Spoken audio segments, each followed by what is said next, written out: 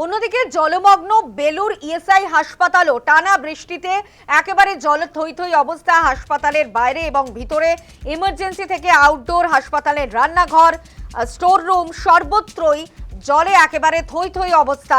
দুর্ভোগে স্বাভাবিকভাবেই পড়েছেন চিকিৎসক, রোগী এবং হাসপাতাল কর্মীরা। আপনাদের দেখাচ্ছি বেলুরের ইএসআই হাসপাতালের ছবি। একেবারে জল থই থই অবস্থা, হাসপাতালের ভিতর পর্যন্ত জল ঢুকে গিয়েছে। চিকিৎসক, রোগী থেকে শুরু করে হাসপাতালের কর্মীরা, পরিজনরা, তারা প্রত্যেকেই সমস্যায় পড়েছেন এবং হাসপাতালের রান্নাঘর, স্টোর রুম পর্যন্ত সেখানেও জল ঢুকে গিয়েছে।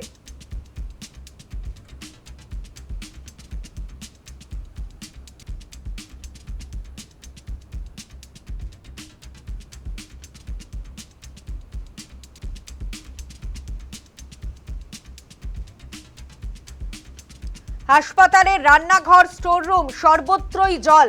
এই মুহূর্তে দেখাচ্ছি বেলুর ইএসআই হাসপাতালের ছবি। ইমার্জেন্সি থেকে আউটডোর, হাসপাতালের রান্নাঘর, স্টোর রুম সর্বত্রই জলে থই থই অবস্থা। দুর্ভোগে চিকিৎসক, রোগী এবং হাসপাতাল কর্মীরা।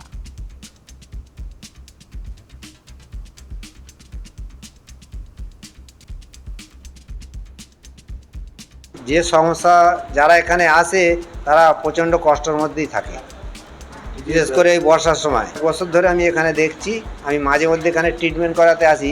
এই বর্ষাকালে আসলে এইভাবেই আসতে হয় প্রত্যেক বছর, কিন্তু কোনো উন্নতি হয় না। আমাদের এই যে এই অবস্থা, কোনো একটা চেয়ার নেই, কোনো একটা রুম খুলে দিচ্ছে না যে গিয়ে বসবো। শুক্রবার পেশেন্ট অপারেশন হয়েছে, সেলাই এখনো কাটেনি, তাকে নিয়ে হ্যারাসমেন্ট। জল, হ্যাঁ হ্যাঁ, রাস্তাঘাট সব জল। প্রশাসনের তরফ থেকে কি নজরদারি করা হয় না? না না না, প্রত্যেক বছরই আপনারা আসেন, ভিডিও করেন, সব ছাড়াছুড়ি হয়। চিকিৎসা ব্যবস্থাটা যদি একটু ভালো হয়, আমরা যাতে ভালোভাবে একটু নিতে পারি জিনিসগুলোকে, পেশেন্টকে নিয়ে। প্রায় গোড়ালি ডুবে যাচ্ছে। হ্যাঁ, এখনই গোড়ালি ডুবে যাচ্ছে।